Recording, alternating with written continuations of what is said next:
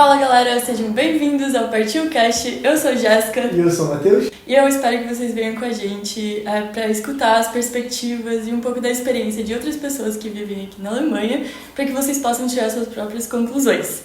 Enfim, hoje a gente está aqui com a Nádia. E ela já mora aqui quase 11 anos, né, que você falou. E, enfim, eu acho que você tem muita história aqui pra trazer pra gente sobre a Alemanha, sobre como que foi toda essa vida, né, que 10 anos é mais do que a vida de muita gente hoje em dia. Enfim, como que foi isso pra você e se você pudesse apresentar pra gente primeiro. Tá bem. Eu sou Nádia, eu sou de Fortaleza, Ceará. Eu sempre tive facilidade com português, né, com línguas, e eu queria sempre ir para essa área, né? Só que aí quando eu cheguei no terceiro ano, aí bate a dúvida do que eu faço, e eu acabei, eu queria fazer letras, e eu já dava reforço escolar também em casa, então eu gostava dessa pegada de ensinar. E aí, o que eu vou fazer? E tinha várias línguas, né? Português e inglês, português e espanhol, português e francês. Aí, meu Deus, que dúvida. E aí, do inglês eu tinha um certo bloqueio, devido aos professores da escola falarem sempre mal dos Estados Unidos, essas coisas, né?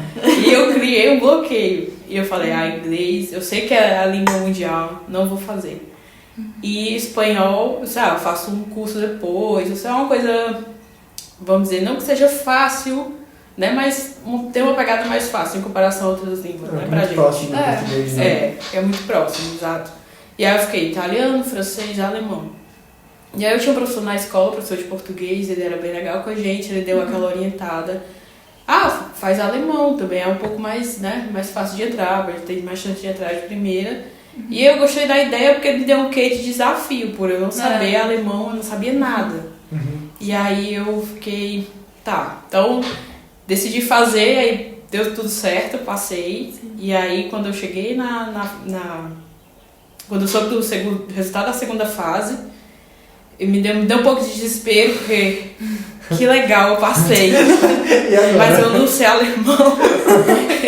E aí Bate desespero. Deu desespero, eu fiquei perguntando aos professores, tem que saber alemão, eu perguntava qualquer professor de matemática, professor de física, professor de química, eu tenho que saber alemão. Aí eles falam, é bom saber, mas não é obrigatório. E não me consolava essa resposta. Chegou no dia da matrícula, a universidade ofereceu um curso, era curso para recém-ingressos, e tinham vários, e eu vi alemão. Eu vou matricular aqui, e aí se eu gostar, eu já sei, eu posso continuar, né? Pronto, foram 6 meses antes de as aulas começarem. Pronto. Aí eu conheci minha professora, ela era neta de alemães, e assim, ela foi maravilhosa. Então, assim, eu me apaixonei pela língua, ela ensinou com muita, muita vontade, muito amor, e eu amei.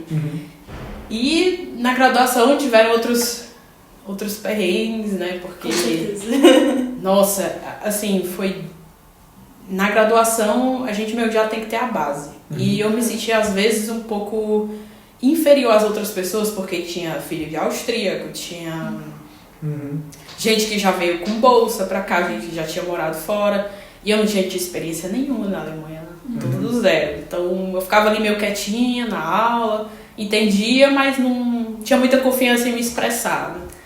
Mas aí acabou que deu certo, e nas provas até o professor dizia, nossa, a prova é sempre uma surpresa. Aquele aluno que participa muito, não tirou uma nota tão boa, aquele que fica um pouco caladinho, que a gente pensa que não tá entendendo, não tirou uma nota tão boa. E aí deve ter sido pra mim assim, né? Eu não falava nada quase. E assim, a graduação foi um filtro também, né? Assim, as pessoas, o tempo ia passando e de 15, eu acho que 18 ou 20 alunos, sobraram 2. Nossa. Foi... Que graduaram? Graduaram. Gente. De alemão, que foi eu e uma outra colega da faculdade. Mas nesse programa, tipo, a parte, né, que você disse que começaram com você? Ou era, tipo, do bacharelado inteiro? Esse foi o bacharelado inteiro. O pessoal de alemão vai desistindo. Olha, ainda tá aparecendo o meu curso aqui. E aí eu tinha um professor muito bom que ele, no primeiro... qual a motivação de vocês para aprender alemão, né? E aí ele quem tá aqui porque realmente quer, quem tá aqui por outros motivos pra ir pra isso. Aí ele, tá, então vamos ver ao longo dos anos se eu acho que realmente quer, né? é. Essa é a prova real, oficial. Se você entra no bacharelado aqui na Alemanha, se você não quer ficar aqui, se você não gosta de idioma, vai ser muito difícil. Vai ser o momento que você vai falar assim, é agora que eu vou embora. Ou talvez vai ser o momento que você vai falar assim, passei. Eu acho que foi pra mim, esse foi a primeira etapa da minha vida até aqui. Eu vou continuar com o alemão, conseguir a primeira etapa, o bacharelado. Mas o seu curso, no caso, você estava fazendo tipo letras, português, alemão no Brasil. Exato. Então nesse curso você tinha aulas tipo germânicas, né, talvez da língua germânica, e de alemão também Tatsu, tipo a mais. Ou as aulas já eram em alemão? Não, né? Não, era assim, os professores, como a gente nem todos sabiam o alemão fluente, eles davam aula em português, mas eram textos em alemão, tipo, tinha a gramática, tinha alemão do 1, aí gente, agora eu não tô lembrando, sério, do 1 ao 6, e tinha gramática, tinha morfologia, tinha sintaxe, interpretação textual, didática. Não, então é bastante coisa, assim, bastante detalhada. Então você pelo menos você não veio pra cá sem saber nada de alemão, você veio já com uma base assim de tipo, só B2 talvez, B1, não sei. Eu acho que B2. B2, né? Com certeza. Isso facilita, tipo assim, pra entrar na faculdade, né, você precisa geralmente ter tipo C1 e tal, então realmente facilita se você vem do nada, assim, e começa a faculdade aqui, né? Facilita ter um pouquinho de alemão. Eu admiro muito, assim, quem vem sem saber a língua, que aprende aqui, sabe? Nossa, tira o chapéu. Tira o chapéu pra vocês, inclusive, porque pra mim já foi difícil falar da língua. É porque muita gente, tipo assim, acha que o curso, o idioma que você aprende no curso também você vai falar na rua. Gente, é totalmente diferente. O que você aprende no Brasil, no curso, não vai ser o que você vai falar aqui na vida. Até mesmo aqui no curso não é o que você vai falar na realidade. Nós percebemos isso bastante, principalmente quando a gente fez a transição do curso para começar a estudar de fato, porque a gente falava alemão, a gente já tinha tipo um alemão ok, tinha que se comunicar ok. Chegou no estudo colega, que já é um nível bem mais abaixo do que na universidade, a gente falou que assim, não sei falar alemão. Aí no final do estudo colega falou assim, não, agora ok, eu estou preparado. Chegou na faculdade, não sei falar alemão. Assim, é sempre uma nova surpresa, né? É sempre uma nova surpresa. E inclusive na universidade, eu fiz em Bielefeld, né? Eu comecei aqui em Münster, um curso para ser professor, mas não era a abordagem que eu queria. E aí eu queria mesmo alemão como língua estrangeira. Porque o meu intuito era voltar para o Brasil, né? Passar aqui um tempo, aprender a língua, incorporar um pouco da cultura e voltar. E aí em Bielefeld eles ofereceram para os alunos estrangeiros, era alemão como língua científica, alguma coisa assim. E eles prepararam a gente só com esses vocabulários, assim, expressões para usar em textos científicos, como é construído um texto científico em alemão, como se interpreta. Então, eu achei isso muito bom lá da universidade e me ajudou bastante. Então, assim, realmente quando eu entrei na faculdade, assim, meu Deus, eu estudo tanto alemão, não sei. E você ainda tem aquela coisa que eu fiz graduação em alemão e eu não sei. Né? E aí essa disciplina, esses seminários lá ajudaram bastante a gente. E aí você fica mais... Aí no fim tem uma prova, a gente tem que escrever uma prova e dissertar com todas aquelas expressões que a gente aprendeu, e a professora dava um feedback, foi muito bom, você tem um alemão muito bom, aí você não acredita em você fica assim, eu não tenho um alemão bom. Gente, eu estudo em alemão e aí, tipo, por exemplo, a minha faculdade, ela... Assim, não quero falar tudo, mas basicamente tem alguns alunos internacionais, às vezes, que vêm, tipo, do Brasil ou da América Latina, que tem alguns cursos junto com a gente. E aí tem uma galera que pergunta assim, porque eles estudam em inglês e a gente continua estudando em alemão. Eles perguntam assim, como é que tá o seu alemão? E não sei o que, eu falo assim, uma merda. E aí, tipo, o meu colega, que é alemão, que tá do meu lado, ele fala assim, você tá zoando? Você fala alemão mó bem. E aí eu fico assim, cara, você que tá zoando, eu não falo bem.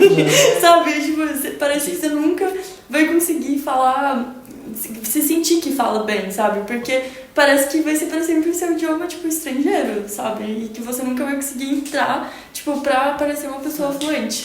Mas vocês falam inglês, né? Sim. Vocês têm esse mesmo sentimento com o inglês? Não. Acho que, assim, obviamente o inglês não é igual ao português. A gente consegue expressar muito, pelo menos eu consigo expressar muito melhor em português do que em inglês. mas inglês é muito mais fácil do que em alemão para se expressar para mim. Eu me sinto muito mais confiante e confortável de me comunicar e cansa bem menos a minha cabeça conversar em inglês do que em alemão. Porque em alemão é bem mais complicado, assim, é muito mais detalhe que você tem que prestar atenção, declinação, artigo principalmente, formular frase, assim, sabe?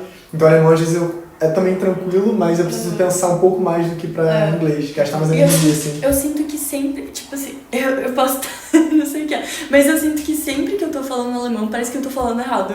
Eu sinto que eu sempre, toda frase tem alguma coisa errada por causa dos artigos, por causa do, tipo, que você tem que declinar, se é artigo feminino, masculino, neutro, não sei o que. Eu não sei se tá certo o artigo, eu me sinto que eu tô falando o idioma inteiro errado. Eu me sinto mal, sabe, por isso. No inglês não, só tem um artigo, acabou. E aí, obviamente, que, tipo, acaba sendo muito mais fácil. Eu acho que com o inglês eu consigo me sentir... É como se eu estivesse falando meu próprio idioma também. Então, português e inglês estão meio que bem ali do lado, assim. Eu diria pra mim. Interessante isso do alemão, né? Mas o que eu acho também é que, tipo, pelo menos pra mim, eu saber falar inglês antes do alemão me ajudou bastante a entender alemão também. Porque, tipo, muitas coisas do alemão não vêm no inglês, mas é baseado muito no inglês. Tipo, ainda mais a galera jovem usa muitas palavras do inglês, ou então, tipo, alemaniza algumas palavras que são do inglês. Então, se você tem essa base do inglês, também ajuda bastante a você seguir. E agora também eu tô vendo, tipo, que agora eu tô começando a estudar francês. Então, já tá sendo mais fácil ainda começar, porque eu consigo ver coisas muito relacionadas ao alemão, muito relacionadas ao inglês, ao português. E também uma coisa que eu achei muito interessante no francês, que é um pouco, não tem muito a ver com o alemão, é que, tipo, o francês é muito parecido sonoricamente. Tipo, a sonoridade do francês e as palavras do francês são muito parecidas com o português. Mas a cultura francesa é muito mais parecida com a alemã do que a brasileira. Então, muitas coisas no francês, quando eu tô vendo na aula, que a professora é brasileira, né? Ela fica tentando me explicar e eu já, tipo, consigo entender com muito mais facilidade porque eu vejo isso na cultura alemã por ter uma possibilidade, sabe? E eu entendo por que o francês fala desse jeito. Tipo, um detalhe muito básico, por exemplo, é essa diferença do formal e informal. Que tem no francês, que você tem que falar formalmente com a pessoa, usar no alemão, e o informal com as pessoas, que no português não tem isso, né? Então tanto faz. Então a gente, brasileiro, entender isso é muito difícil, sabe, no início. Então, tipo, tem essa proximidade. Então, tipo, todas as línguas que você aprender, se você vai aprender mais uma nova língua, todas elas vai te ajudar de alguma forma, sabe? É verdade. De alguma forma, eu sinto que, tipo, por você saber todos esses idiomas, acaba sendo mais fácil você aprender um próximo idioma. Mas ainda, tipo, tem meio que eu não sei, eu sinto que no final parece que você não sabe falar nenhum idioma. Porque, não é? Também, isso é um pouquinho também. É porque parece que todos os idiomas você vai falar alguma coisa errada. Porque você começa, por exemplo, agora que a gente tem aula em alemão, coisinha em alemão, eu sinto que meu português, às vezes, tipo... Pô, gramaticalmente deve ser terrível, deve falar muita coisa errada. Eu acho que eu fico pensando, se uma professora de português, que nem você, escuta meu português, deve estar chocada. Não estou. Calma, deixa eu esclarecer uma coisa. Assim, eu sou professora de português, mas eu sou também eu não sou aquela gramática, assim, muito... bitolada, rígida, né? Porque tem a área da linguística, e a área da linguística, as pessoas... se foca mais nos falantes, né? Então são os falantes que fazem a língua, né? Então, através da gente, a gente modifica a língua. É verdade. Então, eu só observo essas mudanças, né? Por exemplo, no português agora, no Brasil, tá muito comum assim, é uma coisa que a gente precisa falar sobre, né? As preposições estão indo pro final, como no inglês, né? Não é tipo mais uma coisa sobre a qual eu tenho que falar, né? Tá tudo... é uma coisa... eu escutei com outra preposição também, não lembro se é por. Mas enfim, o sobre tem demais. E aí eu fico só observando essas coisas. Interessante como a língua vai mudando, né? Eu não gosto muito da caixinha, assim, sabe? Sim, é verdade.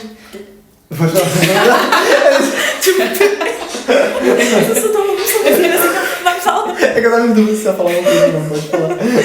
Mas é basicamente o que você disse, né? eu lembro na escola os meus professores de português ou acho que literatura, assim, falavam muito sobre essa mudança do idioma, né? Porque do nada tem um dicionário novo, do nada sai, tipo, gramática atualizada, porque as pessoas vão mudando e vão, tipo, modificando o idioma. É que nem, eu sinto, por exemplo, o alemão é um idioma muito velho, né? Tipo, é um idioma que parece que nunca a modificação vai bem mais devagar, né, do que no Brasil. No Brasil parece que eu lembro que toda minha aula de literatura tava dizendo, então, nova regra gramatical, agora você não escreve mais isso com acento, agora você bota o acento aqui, agora não tem mais trema, agora não tem, sempre assim. Eu lembro da época que a gente estudava em 50, se escrevia com trema.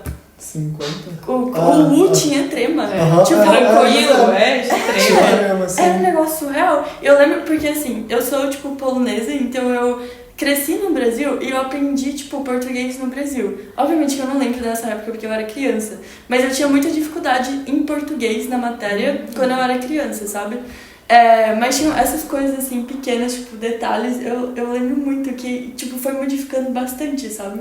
Acho muito interessante. Mas quando eu tava falando do alemão, parece que demora mais, porque aqui tem essa questão de falar o Hochdeutsch, né? De você falar tudo certinho, da maneira que é regrado e etc. Principalmente formalmente, né? Quando você está na universidade, se você falar errado, nossa, quem é você? Nem te conheço. É bem isso. Agora, quando você tá falando na rua, é mais tranquilo, mas mesmo assim, não chega no nível de que, tipo, você coloca palavras engraçadas, palavras erradas, o plural errado que a gente fala hoje, né? Que é tipo... fala um exemplo aí que eu quero... Em alemão? Não, um plural errado no português. A gente faz. A gente faz. Não é tanto. Nós faz? Nós faz, ou a gente fazemos. Ou. Enfim, não sei o exemplo agora. Se você tiver um exemplo, fala no comentário. Mas tem um plural errado. Depois eu vou me lembrar. Não tem, por exemplo, isso pra ser engraçado, porque parece que no português, eu tenho essa impressão, pode ser que eu esteja errado, que no português, quando você fala errado, é engraçado, sabe? Tipo, é uma coisa assim, mais descolada. Mais descolada. E tal, né? E agora, no alemão, não. Você não vai ser descolado, você vai ser jogado de lado. Na verdade, Mas se a gente tem um bônus de ser estrangeiro. Exatamente, na nossa língua. Mas isso é engraçado. Quando eu comecei o curso de letras, aí você fica... Todo mundo curso de letras tem que falar certo. Porque português correto, e aí eu fui na onda. E aí uma vez eu cheguei na mercearia da esquina lá de casa, eu... me dê 2 hambúrgueres, por favor. E a mulher do caixa... 2 hambúrgueres pra lá. Tipo, eu usei o plural certo e a mulher, tipo, tá 3 horas, eu fiquei sabendo o que você tá falando. Mas é isso que eu tô falando, tipo, em vez de falar 2 hambúrgueres, a gente fala 2 hambúrguer. Me passa 2 hambúrguer aí. Sei lá, é totalmente errado. Mas a gente, ninguém vai falar. Eu fui sacanear, a mulher sacaneou pra minha cara, porque eu falei que eu fui tentar falar certo. Né, complementando com vocês. Não. Mas legal, então, voltando pra época que você... Porque você veio pra Alemanha, na verdade, então, pra fazer o mestrado? Ou qual foi o seu objetivo aqui na Alemanha na época? Eu terminei, né, lá e eu fiquei...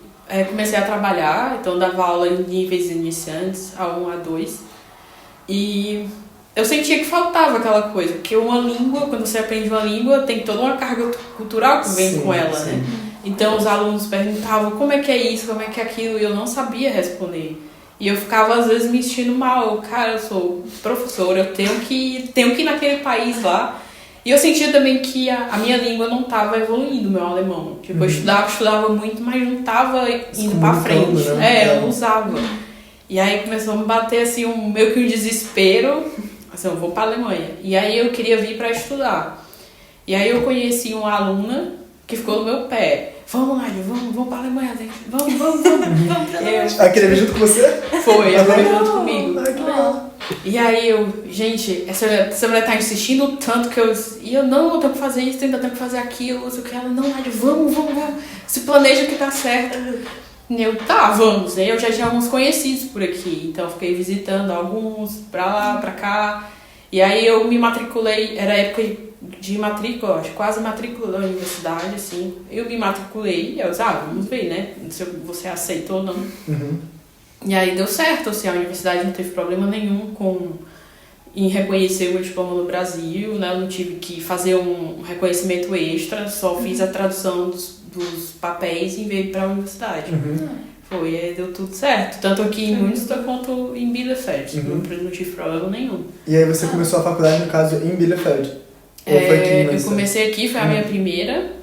Só que aí era pra ser professor e aqui a gente tem que escolher 2 matérias, né? Sim. Aí na época eu escolhi alemão e sociologia.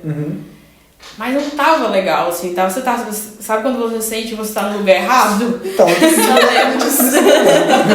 sei muito bem esse sentimento. Precisamos conversar sobre isso. Vocês ainda estão no tempo certo pra mudar. E eu fiz 1 ano e meio aqui, eu disse, não é pra mim isso, cara. Aí eu acabei mudando pra Bielefeld, que era o que eu queria, que era alemão como língua estrangeira e germanística, o nome. Que era aquela abordagem mais do alemão pro estrangeiro, a didática para ensinar alemão pro estrangeiro, né, pra pessoa que não tem a língua materna, que é como o alemão. E eu, aqui eu gostei, aqui que eu vou ficar. E tinha colegas de vários países, então foi bem mais, assim, agradável. Assim, o curso.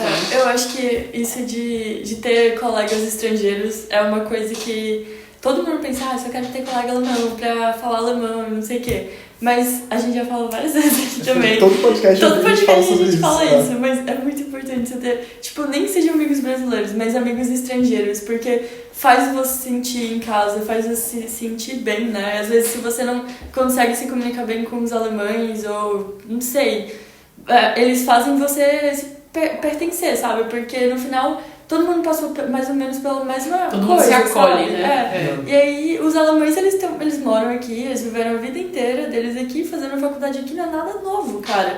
É a mesma coisa. Por que eles vão ficar se preocupando se tem alguém com problema, porque não tá conseguindo entender o idioma que ele sabe? Foda-se, sabe? Ele tá bem cagando. Obviamente, nem todo mundo, mas... que é, porque pra eles aqui na Europa é muito simples tudo. Então até pessoas que moram aqui perto, eles não sabem quão difícil é eles virem pra cá como estrangeiro, sem ser europeu, sabe? Total. Além do idioma e da cultura e tudo mais, como o sistema funciona, como tudo funciona. E também tem aquela outra questão, né? Porque alemão também é um pouco às vezes difícil você manter um relacionamento com eles. Obviamente tem exceções. A gente tem amigos que são perfeitos. A gente tem ótimos amigos alemães, a gente não tá falando nada da cultura, mas... gente, por favor. Não vai entender errado. Nós não estamos falando mal dos alemães, mas realmente, você ter uma conexão, de verdade com o alemão demora muito mais tempo, demanda muito mais tempo de energia do que uma conexão com brasileiros ou com estrangeiros em geral, por essa abertura inicial que tem.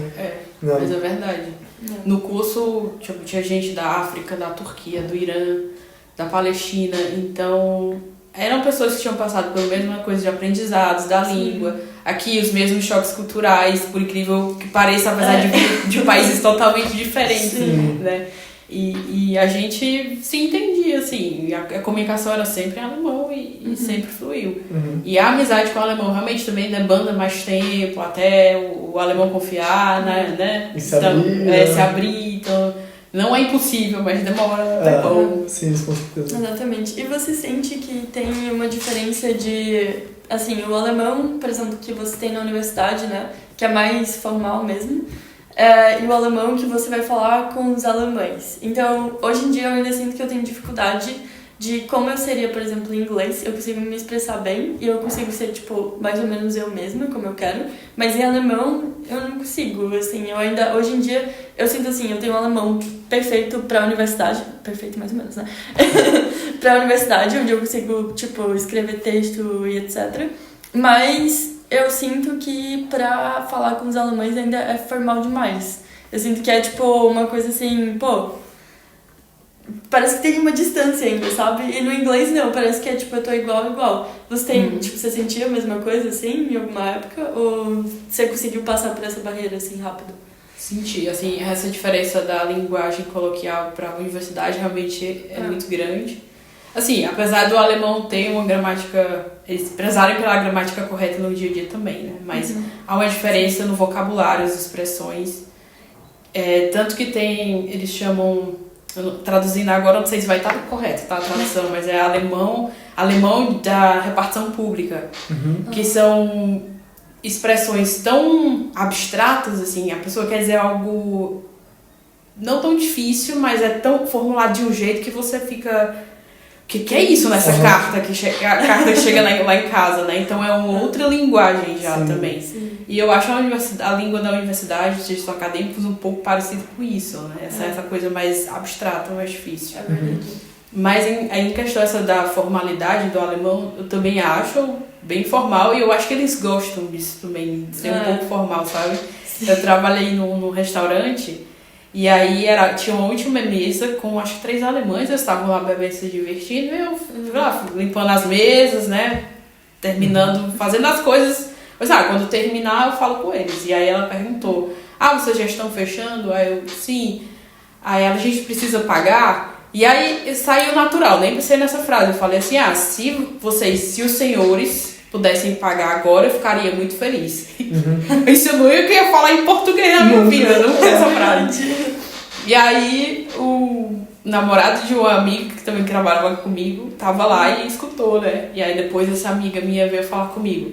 Nossa, o meu namorado, que é alemão, quis saber quanto tempo você tá aqui, porque você falou um alemão formal e ele achou isso demais. E eu... Nossa! E eles gostam dessa coisa, porque você tá sendo muito educado, entendeu? Então, no sinal de que você tá sendo muito educado com eles. Então, eu acho que eles prezam por essa coisa da formalidade ainda. É verdade. E como... assim, não sei a experiência do Matheus, que ele trabalha num bar, né? Mas eu trabalhei também, tipo, em cafés, restaurantes, assim. E sempre você, tipo, trata geralmente as pessoas mais no Sie möchten Sie gerne bezahlen, was möchten Sie gerne, né? Tipo, esse Sie, que depois a gente coloca ali embaixo. Eu vou falar assim, möchten Sie gerne bezahlen, a senhora gostaria de pagar. Was möchten Sie gerne, é tipo, o que a senhora gostaria ou o senhor gostaria, né? Que normalmente num café no Brasil você não vai chegar falando assim com a pessoa, né? É amigo de todo mundo. E aí fecha, trai a conta. Exatamente, ainda no Nordeste a galera é muito mais aberta, no Rio, assim. Talvez em São Paulo, nos restaurantes mais caros, mais chiques, talvez a galera provavelmente vai te tratar assim. Mas aqui não, em qualquer padaria, qualquer restaurante, bar vai ter isso. Pra mim, acho que, tipo, assim, já trabalhei em muitos trabalhos aqui na Alemanha, já fiz um pouco de tudo. E nesse trabalho, tipo, agora que eu tô, tipo, no bar é um lugar que, tipo, os alemães estão bêbados. E eu acho que quando o alemão tá bêbado, eu acho que ele muda, não é que muda a personalidade, mas eu acho que ele se abre muito. Então, como eu trabalho no bar, eu vejo, tipo, a realidade realmente dos alemães, sabe? Tipo, eu vejo eles como eles, eu não vejo eles como eles pretendem ser. Tem a máscara da formalidade. Exatamente. Muita gente fala, gente, que os alemães quando bebem, eles são outra pessoa totalmente. Então, no bar, maioria das vezes eu sempre uso du, eles fazem brincadeira, eles riem comigo. Obviamente também tem aqueles alemães mais extremos que quando bebem ficam muito agressivos, então acontece isso bastante. Então muitas vezes eu tenho que, tipo, lidar com esses problemas também, tipo, já teve dias que eu tive que chamar a polícia porque ele não queria pagar ou queria ter briga. E tipo, gente, eu trabalho num bar sozinho, só tem eu. Então qualquer problema que tem, eu tenho que lidar sozinho com a situação. Caramba, então, tipo, tem de tudo um pouco. Obviamente eu tenho esses problemas com os alemães agressivos, mas também tem esses alemães que são muito friendly e que gostam muito de falar com Du nesse caso, né? Mas tem alguns que falam, perdo. Eu jogo um Z sempre, sabe? Sim. Porque me falaram assim, na dúvida joga um Z, né, o pronome formal senhor, senhora, e espera a reação do alemão. Então, às vezes eu sinto que eu, dependendo, né, tipo, quando eu não é restaurante, essas coisas assim, na universidade eu, tipo assim, eu ignoro que isso existe. Às vezes eu uso pro professor. Ai, gente, e o professor reage com... mas é porque assim, por exemplo, o coordenador da minha faculdade, da minha área, assim, ele já lida com muitos alunos internacionais, né? Porque eles têm alunos, tipo, da França, da Espanha, do Brasil, da América Latina em geral, né? Toda, assim, da China. Então tem fatos dele falando também. A gente teve um seminário dele que estava apresentando como era quando os alunos chineses estavam vindo pra cá, pra Alemanha. E aí, por exemplo, teve uma coisa que aconteceu, que um dos alunos chineses, ele quis trazer um presente pro professor, né, como agradecimento de, tipo, dar as aulas e etc. Mas foi exatamente antes da prova. Tipo assim, a prova tava ali acontecendo, o estudante tava entregando o presente, e aí ele ficou assim, olha... Eu agradeço muito que você está querendo fazer isso, eu posso aceitar, mas depois da prova, não agora. Porque senão, aqui, né, tipo, na Alemanha, ou até no Brasil, você vai perceber que parece que, tipo, como se fosse um suborno, né? Toma aí o presente e me dá uma nota boa, país. Mas não, talvez é só da cultura dele, né? Que tipo, vou agradecer e tanto faz o horário, quando e etc. E não precisando me influenciar na prova ou não. Mas naquele momento pareceu uma coisa assim, meio diferente. Então, esse coordenador e a maioria, eu acho que dos coordenadores assim de Fachhochschule, né? Que são... não sei todos, mas de universidades menores, assim, eles lidam bastante com alunos internacionais, assim, proximamente. Então, eu imagino que a maioria seja aberta a esses erros, que nem eu faço, chamar professor de Du. De chamar de Du não, mas tratar como Du. Esse aí, então, esse é bem aberto, é bem porque pra mim não funciona assim, não. É verdade, no meu curso, tipo, é super zi, os professores são, tipo, super, muito focados, muito centrais, e é tipo assim, eu sou professor, você é aluno e ponto, tá ligado? Não tem brincadeira, e assim, você tá aí, eu vou dar minha aula e acabou, você depois vai fazer o que quiser, e eles são super estritos, assim, sabe? Todos os professores. E essa distância já começa na escola. Nossa, assim, pra mim, que eu sou brasileira, é difícil, porque eu tenho que ficar num patamar em que você tem que ser, você é carinhosa com as crianças, mas com distância. Então, pra gente isso é muito difícil. E na universidade essa distância ainda aumenta mais ainda. Sim. Então, aqui não sei se vocês tiveram, mas quando a gente entrou, a gente teve também era um pré-curso. Chamava propedêutica, não sei como é que chama agora. Pra começar a faculdade, você falou? Tipo assim, Vorbereitung, uns cursos? Pronto. Como escrever como escrever um e-mail pro professor, como se dirigir ao professor, como funciona a rotina. Tem isso, né? E aí, como escrever um e-mail pro professor. Nossa, aí vai lá, né? Sehr geehrter, né? Prezado, senhor, não sei o quê. E aí foi uma aula isso.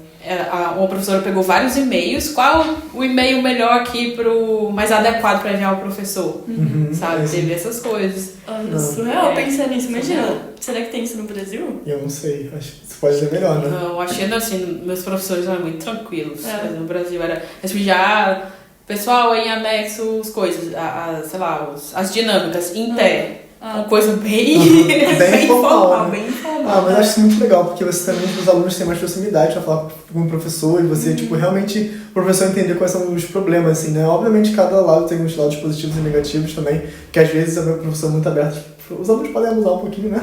Dessa abertura, tem um limite, obviamente, mas também não precisa ser nos extremos, né? Mas acho que legal que você falou, porque você foi professora, tanto no Brasil quanto na Alemanha. O que você acha, tipo, como que é o seu dia a dia, ou como que é a profissão lá no Brasil, sendo professor, e aqui, em geral, assim? Tá. Assim, no Brasil, na escola eu só fiz estágios, e eu fui professora de curso para adultos mesmo. Mas era tranquilo, era uma coisa mais... Tinha uma relação ali, tinha um respeito aluno-professor, mas a gente saía, tomava alguma coisa juntos, tinha aquele entrosamento, né? Aqui, nossa, são várias regras. E quando eu fiz uma especialização agora antes de começar esse trabalho, e aí aqui as diretrizes jurídicas de como o professor se comportar, meu Deus, aí você vai ler. Professor não é para ter aluno em redes sociais. Gente. Nossa. Mesmo link. Que mais? Quero saber. Quero saber tudo. Ai, gente, agora me deu um branco. Para a pessoa não pode ter aluno em redes sociais. Não tocar no aluno, assim, não tocar... Machucar, assim, sabe? Não, tipo, não passar a mão assim, ou abraçar, não ter muito contato físico com o aluno. Eu fico, gente, isso é muito difícil para brasileiro. É muito difícil. Porque você vê uma criança ali, você quer, oi, tudo bem? Você quer abraçar. E aí você tem que se frear. Não pode. Com criança, então, você não pode abraçar. Não, criança Gente, que mais distância é melhor. O que eu tava imaginando mais ou menos isso, talvez, sei lá, se fosse na faculdade, assim, tudo bem, não poder abraçar, porque o pessoal mais velho, então, agora com criança também, gente, deve ser surreal. Uma professora nossa, ainda mais para homem, né? Homem professor, eles sempre ressaltam mais. Cuidado, vocês homens, e abraçar as crianças. E aí a professora disse que o esposo dela é professor, acho que de turco, não lembro. E aí uma menina correu e abraçou ele, e ele ficou assim. E aí Aí ele não sabia o que fazer, né? E aí eu abraço de volta ou não? E aí a menina, o senhor é igual ao meu pai, não me abraça. Ai, nossa, foi. Meu Deus.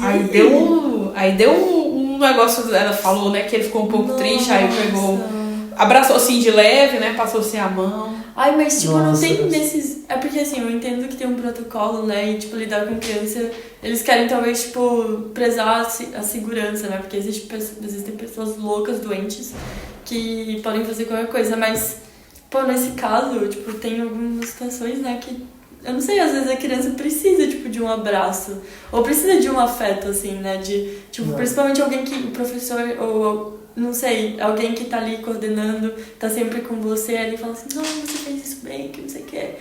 Você faz só assim. Gente, é uma coisa assim, dá um aperto no coração, sabe? E não pode ter alunos em redes sociais. Mas mesmo, tipo, no LinkedIn, assim, se você encontrar seu professor lá e quiser adicionar... Olha, LinkedIn eu não sei, porque é uma coisa mais de trabalho, né? A gente só tem o seu perfil profissional, mas Facebook, Instagram, essas coisas não. Você não pode ter contato, assim, pessoal também ali com o aluno fora da sala de aula. Eles sempre recomendam estar... Mas acho que essa questão tem no Brasil também. Você nunca ficar sozinha com um aluno na sala, sempre a partir de 2 ou 3 alunos. Então, assim, é um protocolo... Aqui é tudo muito à base de protocolo. É tudo muito protocolado. E você também... Porque uma outra dúvida que eu tenho, porque a gente também já viu muito sobre essa questão...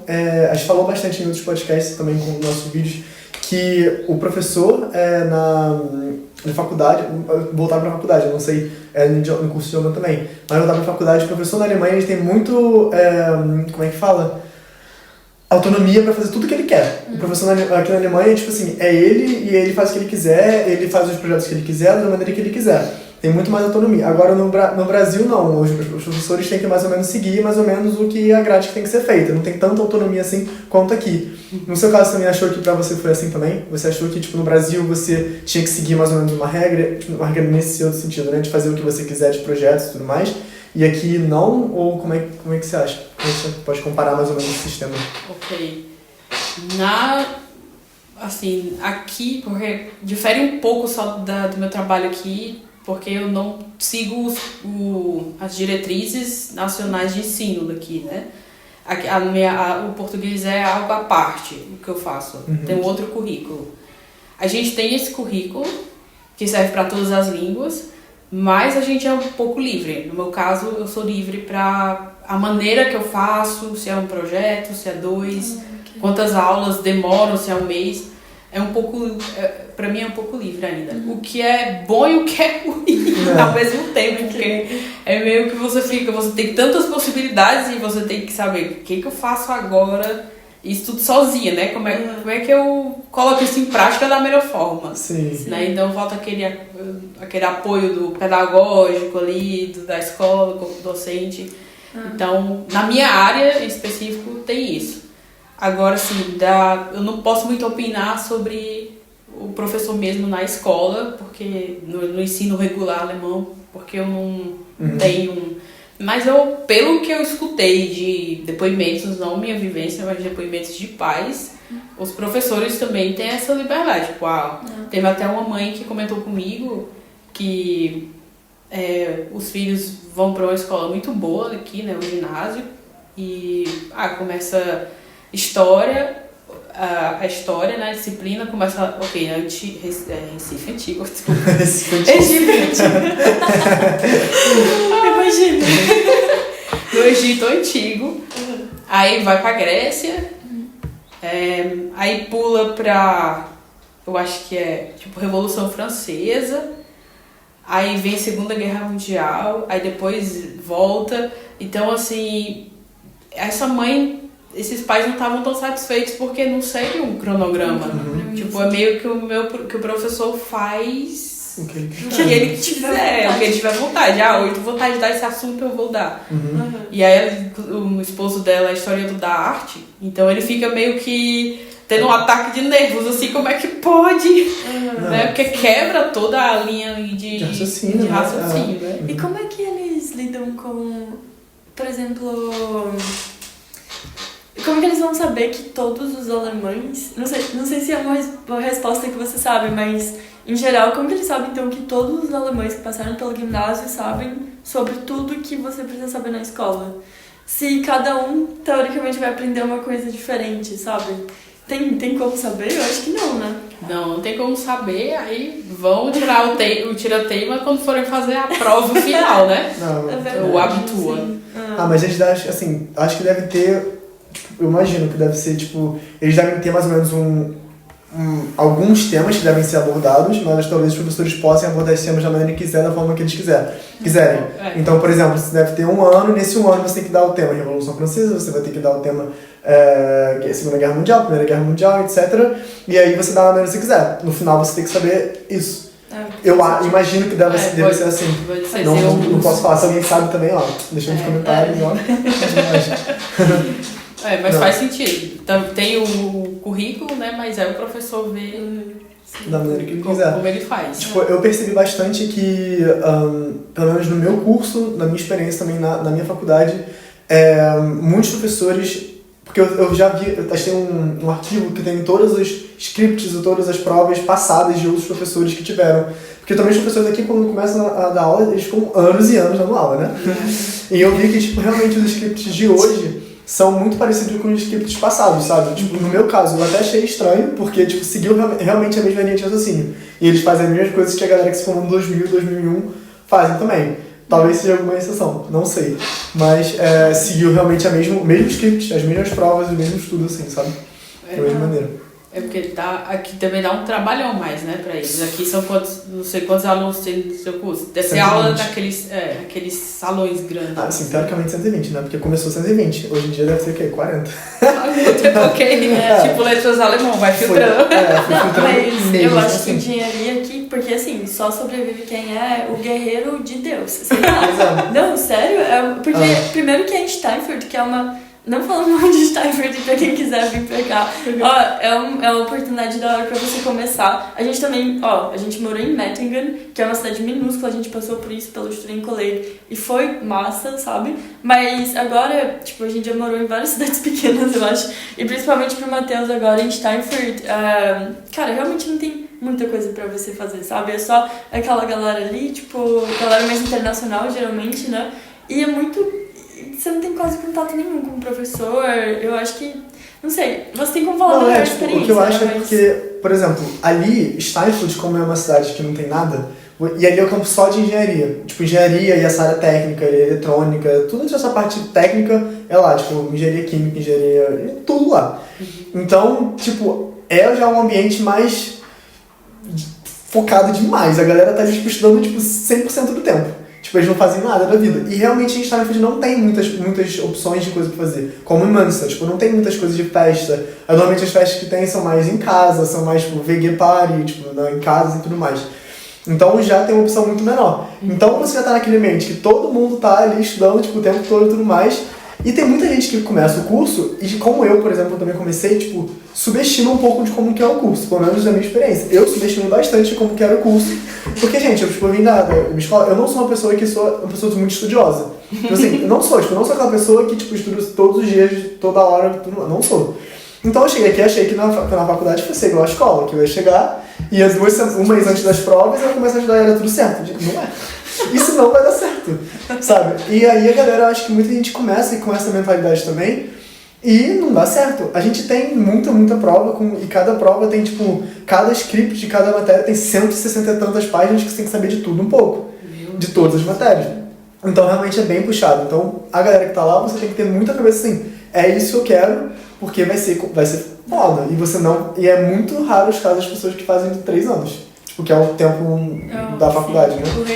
É muito difícil. Tem gente que tá lá, tipo, há mais de 12 semestres e é isso, sabe? Então você tá aí, você tem que estar disposto a estudar. Isso é uma coisa, se você tá, tipo, começando a universidade agora, você sempre vai ver lá, tipo, Regelstudium 3 anos e meio, mas principalmente, tipo assim, eu já recebi e-mail dos professores da faculdade, já recebi todo mundo assim falando, nossa, eu vou ter que repetir mais um semestre, eu vou ter que fazer mais um ano, alguma coisa assim. E eles mandou um e-mail assim, cara, galera, calma, não é o fim do mundo, sabe? É normal, principalmente agora com a pandemia, que muita gente acabou repetindo tipo um ano ou mais até, porque ninguém tava preparado, sabe? Foi uma coisa assim, do nada, aleatória. Então, tipo, todo mundo ficou...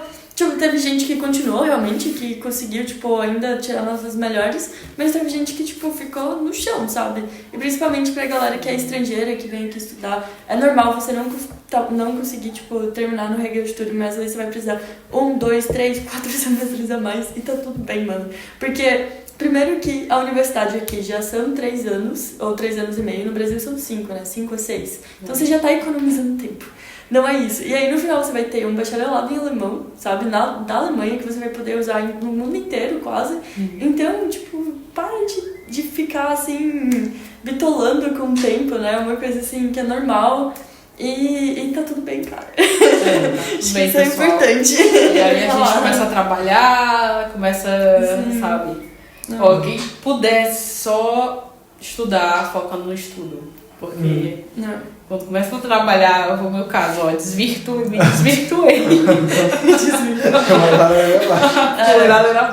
Mas é verdade. Mas trabalhar na área, né? Por exemplo, eu comecei a ensinar e... tô de boa, tô ganhando dinheiro, não preciso estudar. Mas não façam isso. Não, mas às vezes eu sinto que trabalhar realmente é mais fácil, assim, mais legal, porque você tá fazendo na prática, né, o que você aprendeu. Então acaba sendo mais tranquilo, você recebe dinheiro, né? Estudando você não recebe dinheiro, tem essa questão. Foca só no trabalho, tá? Com experiência própria. Não, eu acho que também agora a gente já falou bastante tipo, do passado, tipo, de como foi o seu caminho até chegar aqui. E agora você pode falar o que você faz hoje. Tipo, o que é hoje o seu trabalho, porque, como vocês podem ver, curso de português na Alemanha. Como funciona esse trabalho? Pode falar um pouquinho de como é que é esse sistema? Sim, olha, pra mim também foi algo novo na área do português, porque como aqui tem bastante árabe e turco, então é comum, eu sabia que tinha, porque uma grande amiga minha é professora de turco, e ela sempre perguntava, olhava se tinha algo em português e não achava. E aí, por coincidência, aqui em Münster tinha a língua do português. A língua do português. Tinha a língua portuguesa. Gente. E as diferenças.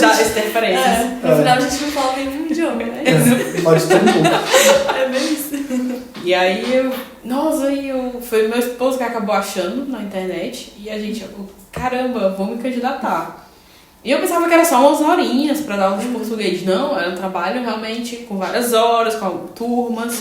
De primeira a 10ª série, eu fiquei, ok. E, assim, o projeto é um projeto do Estado, pela política de integração, né? Então, eles querem sempre fomentar, né? Você já deve ter escutado essa palavra, integração, muitas vezes. 1 milhão de vezes. Então, faz parte da política de integração do Estado aqui. E aí, traduzindo, língua de origem, aula de língua de origem. Não sou muito a favor desse termo, mas tudo bem, porque quando o aluno nasce aqui, a origem dele é aqui. É verdade.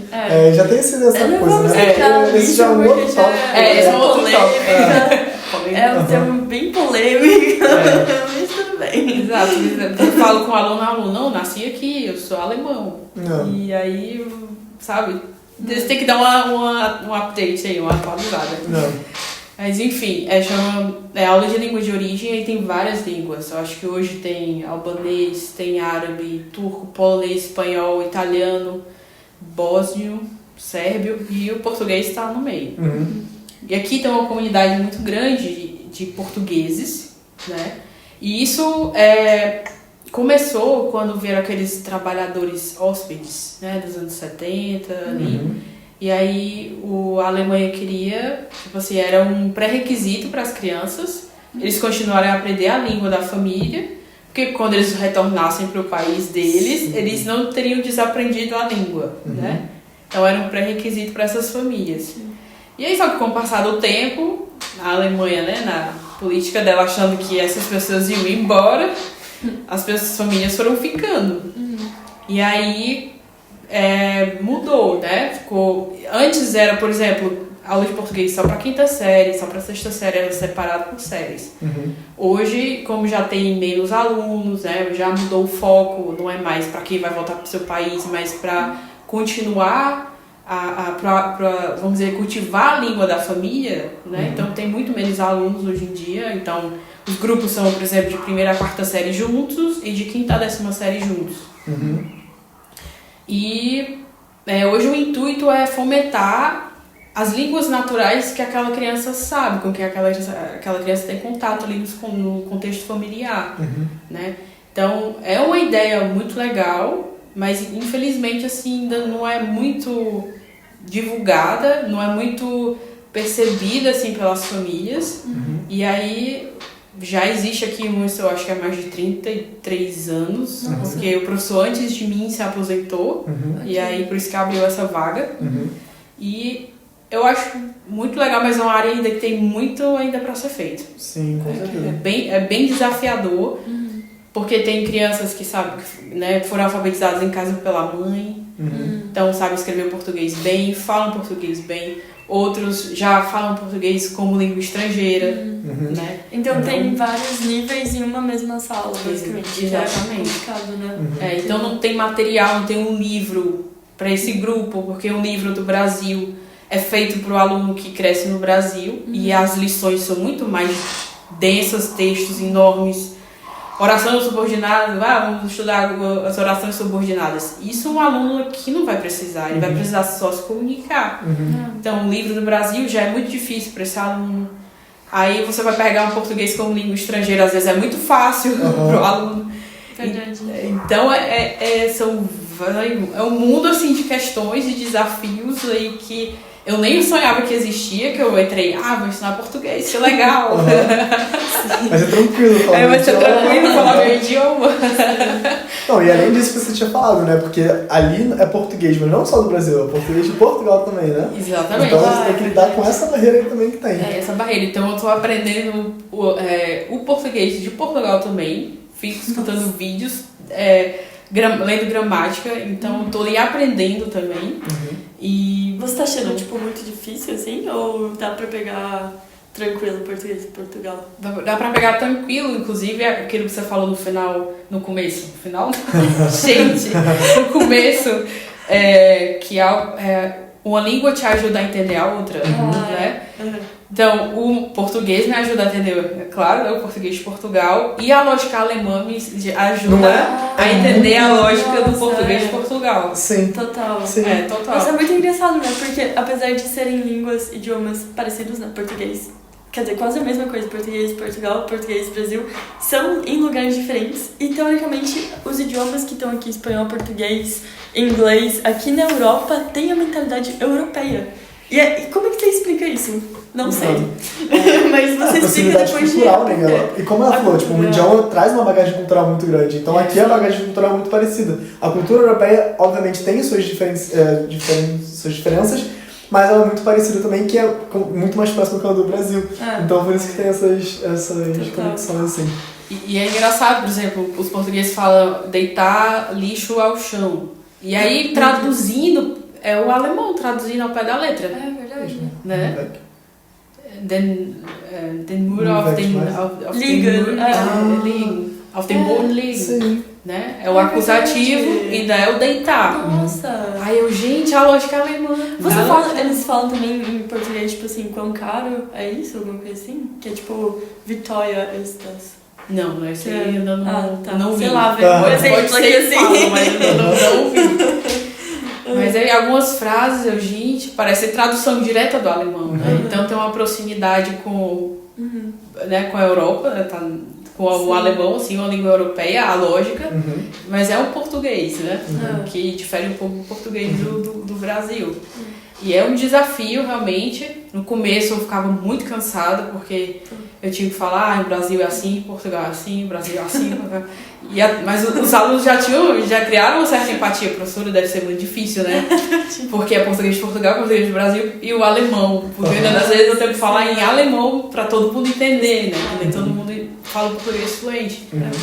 E às vezes eu saía com o cérebro assim, dando tilt. Nossa. Não sei se ainda falo essa expressão no Brasil, tá? Sim. Porque que ela vai ter novas expressões, vai atualizando, você tem que se atualizar de tudo. Ou eles falaram que eu tava congelada, eu fui congelada há 10 anos atrás, então, perdão aí. Então, é muito pro cérebro, né? Mas aí com o tempo a gente vai ficando coisa mais natural. E aí eu tava falando com a professora de espanhol. Ela é da Espanha e a professora anterior a ela era de Cuba. E aí a da Espanha, eu falando com ela, caramba, é muito todas essas diferenças, ainda tem diferenças regionais do Brasil e regionais de Portugal. E aí ela falou, eu tenho 22 variantes. Aí eu, se liga. Aí eu, obrigado universo, eu tenho só 2. E ela tem as variantes aí do espanhol. Mas ela precisa saber todas as variantes e ensinar todas elas? Ou... Ela sempre tem que olhar antes para poder saber falar com a criança, né? Mas às vezes ela pega ali o aluno, como ele já sabe, às vezes muita gente também pega do aluno, né? E aí uma vez ela fez, como é que fala ônibus no Marrocos, ônibus em Cuba, ônibus na Colômbia. Então ela vai fazendo, vai pegando das crianças também. Bem complicado. Assim, bem complicado, gente. Muito complicado, real. E ainda tem a coisa que as famílias... É uma ótima oferta, que eu acho, mas né, tem famílias que optam por não enviar as crianças para aula, né? E aí a repartição escolar, por que não tem mais alunos, né? Porque eles só veem os números. Aí eu conversei com eles, gente, tem uma porção de coisas aí embaixo que a gente não vê, né? Sim. Por exemplo, tem mãe que o pai da criança é de outro país, a mãe é brasileira, e o pai fala, não, eu quero que meu filho aprenda português, porque no Brasil ainda tem o alistamento obrigatório no exército, é muito perigoso, então ele não vai tirar a cidadania brasileira, eu não quero que ele fale português, e a mãe vai junto no ideal do pai, né? Então, aí tem várias questões que eu falei para os meus chefes que a gente não vê. E que também a gente não sabe que existe sem entrar em contato, né? Então, é outra coisa que eu estou preparando com outros pais para a gente fazer uma conscientização, né? Explicar como é que é. Mas é tudo tijolinho por tijolinho, né? Sim. Então, explicar também a importância do idioma, né? E quão é importante você falar o idioma, não só materno, mas falar inúmeros idiomas, ainda mais na Europa, onde quantas portas vão te abrir. Se você tem essa oportunidade de fazer um curso bom, de qualidade, de graça, pago pelo Estado, por que não usar, né? A possibilidade, né? Exatamente. E quantas pessoas tem no seu grupo hoje? Tipo, quantas crianças? Olha, eu tenho no total 60. 60? 60. Mas em uma sala? Não, eles são divididos. Okay. Eu tenho um grupão grande de 20, que é de ensino fundamental 2, né? Fala em termos brasileiros. E os outros são um pouco menores. Eu tenho 3 de crianças de 1ª a 4ª série e 2 de crianças da 5ª a 10ª série. Mas esse curso ele é oferecido tipo, na escola, de uma escola, ou é tipo algum centro linguístico? Onde que eu posso achar esse curso assim, É assim, oferecido pelo Estado, aí o Estado tem, vamos dizer assim, contato com as escolas. Então é tudo dividido.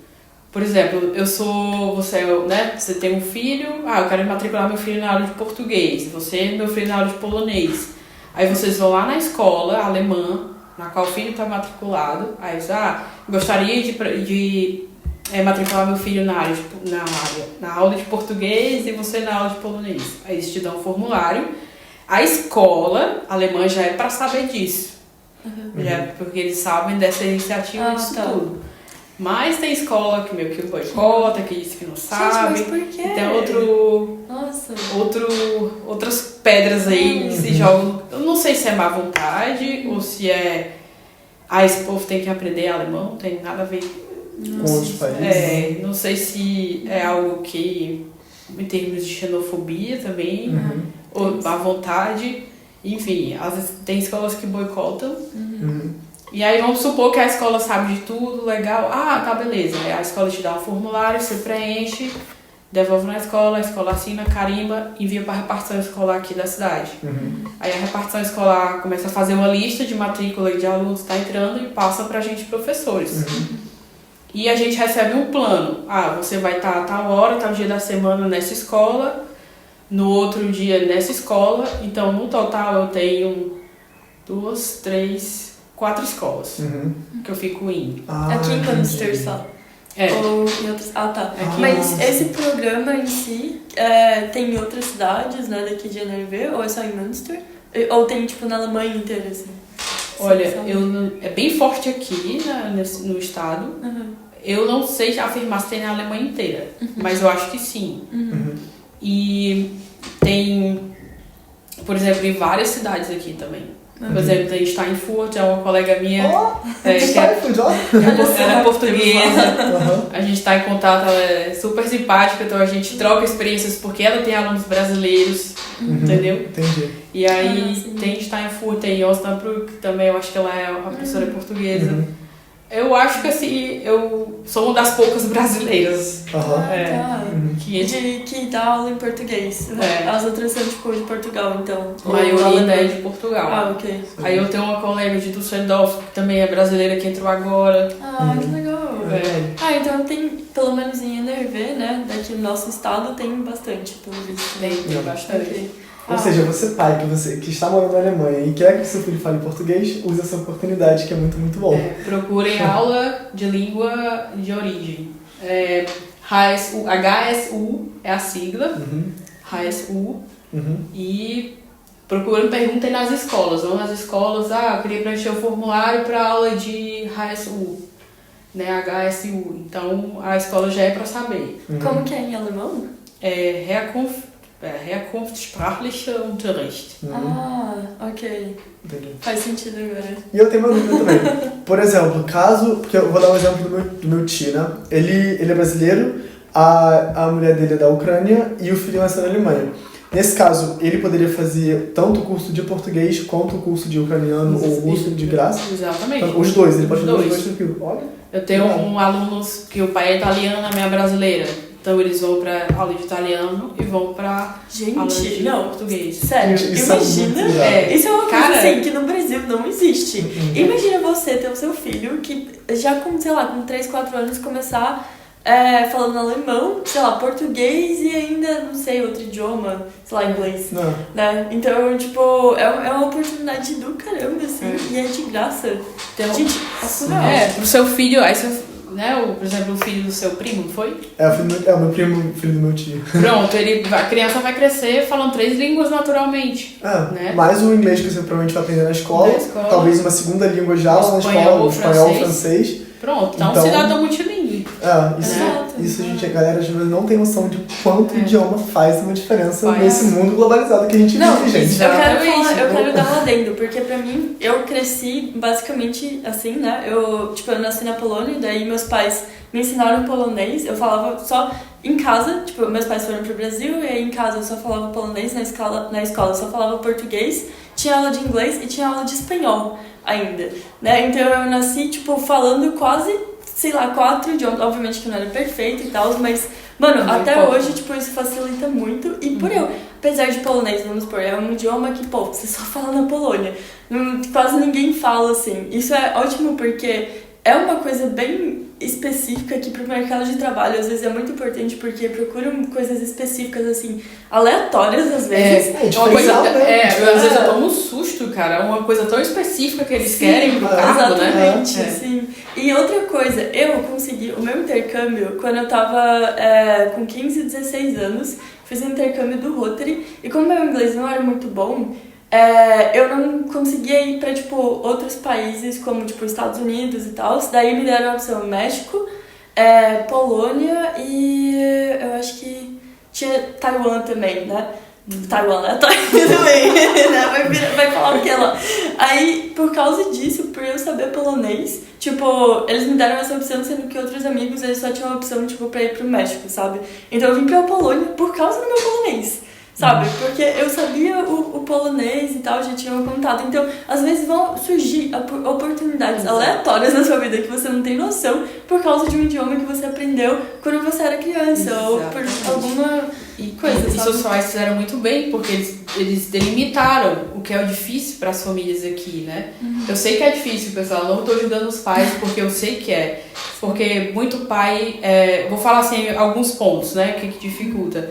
Primeiro, as crianças ali, a mãe às vezes só fala em português com o filho. Quando o filho começa a ir pro jardim de infância, né, pra Kita, aí já a língua majoritária já virou alemão, né? Porque ele vai ter ali só contato com o pessoal em alemão. E só a mãe, o português passa então a ser uma língua minoritária, que é só a mãe que fala, ou o pai, no caso. E aí a mãe fica preocupada. Eu vou falar agora só em alemão para o meu filho saber, aprender mais rápido. Ou uma professora, um professor de mentalidade mais dentro da caixinha. O seu filho vai ter que só falar em alemão em casa, porque ele é importante alemão para ele. Gente, quando você escutar isso do professor, corre, sabe? Não escuta, ou então, obrigada, entra aqui, sai aqui. Sim. Não dá ouvidos para essas pessoas, porque no futuro esse professor implantou uma crença ali na mãe e no pai, que já está um pouco com medo, desesperado para o filho aprender alemão, e vai acabar cortando essa possibilidade de o filho aprender a língua materna ali, a língua que a família tem. Então, delimitar espaços, por exemplo, no jantar a gente vai falar só português, quando a gente for fazer compras, quando a gente for fazer um piquenique, quando a gente falar com a vovó, vamos falar com a vovó, com o vovô lá do Brasil, sei lá, 1 hora em português. Em português. Sabe, limitar ilhas de comunicação que a criança, ela aprende muito rápido. Ela associa, ela automatiza. Com a mamãe eu falo português agora no jantar, quando a gente for fazer compra. Com o papai, que é alemão ou de outro país, eu falo mais alemão. Então, delimitar, e aí você tá educando uma criança, você está dando uma competência intercultural para ela, você não tem ideia. Ela vai saber se movimentar entre culturas assim. Né? Minha mamãe é brasileira, meu papai fala português, se comporta assim. Porque ele não pega só a língua, ele pega toda a nossa carga cultural, né? A linguagem do corpo também, né? O corpo, a linguagem corporal, né? E aí, minha mamãe fala assim, já meu pai alemão é mais assado. Então, a criança, ela vai conseguindo se movimentar nas culturas, que é o que a gente precisa hoje, de gente que saiba se comunicar entre culturas, né? Não é só falar, mas o se portar, como a gente estava falando no começo. Formalidade, é formal, é informal, como é que é? Sim. Então, tudo isso vai passando por osmose para a criança. Sim, né? Eu lembro que quando eu era criança também, nos primeiros anos assim no Brasil, a gente morava em São Paulo, em Praia Grande, e daí era assim, literalmente eu tava na escola, eu falava em português, tipo, com todos os meus amigos eu falava em português, mesmo que, realmente, aqui eu não lembro muito dessa época, mas eu sei que meu português não era bom, porque eu entrei na alfabetização, assim, com português onde todo mundo já falava, obviamente, e eu me comunicava, sei lá, com mímica, eu acho. Só que o meu português foi indo tão rápido, mano, não tem como, porque criança aprende muito rápido, sabe? E aí, quando eu chegava em casa, já era automático, que nem você falou, eu falava em polonês e eu nem sentia diferença, tipo, era uma coisa totalmente natural pra mim e não interferia em nada, sabe? O meu português avançou da mesma forma e eu continuei sabendo falar polonês, sabe? Tá vendo? Então, isso foi um exemplo isso. Exatamente, isso, tipo, me ajudou muito a, por exemplo, até porque, como meus pais são poloneses, né? Tinha muita influência polonesa como da forma que eu cresci, né, no início. Então, você não pode falar alto quando estiver na rua, não pode gritar, é funk. Nossa, essas pessoas, tipo, rebolando a bunda, assim, nada. Tipo, nossa, meus pais, era surreal, porque, tipo, os poloneses são quase que nem alemães, sabe, muito reservados. E às vezes eu sinto até muito mais do que, tipo, os alemães. Então, era muito difícil pra mim, pra lidar, às vezes, tipo, com meu pai, que era muito alemãozão, muito polonês, assim, pá. Enquanto, tipo, meus professores, todo mundo era, que não sei o que, de boas, meus amigos, todo mundo tranquilo. Então, era, tipo, assim, realmente era uma diferença muito grande cultural.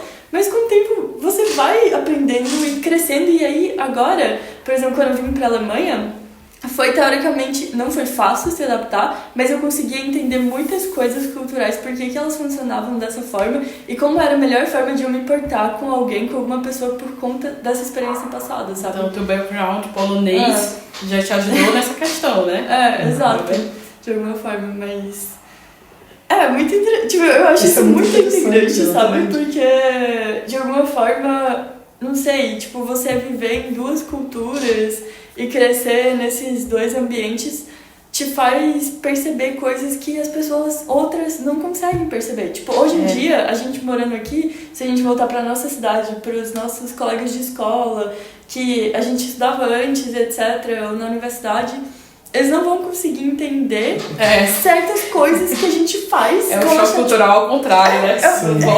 Tem isso, choque cultural ao contrário, quando você volta de volta pro seu próprio país. Você acaba sentindo que você não tá 100% mais integrado na sociedade lá. Você fica uma coisa híbrida.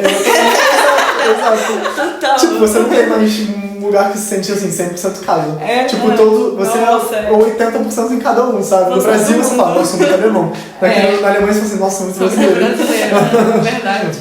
É muito assim mesmo. Quando eu tô lá com os meus amigos no Brasil, o amigo minha tava conversando com a filha dela e eu, desculpa eu me meter, mas tal. A minha amiga olhou pra mim e começou a rir.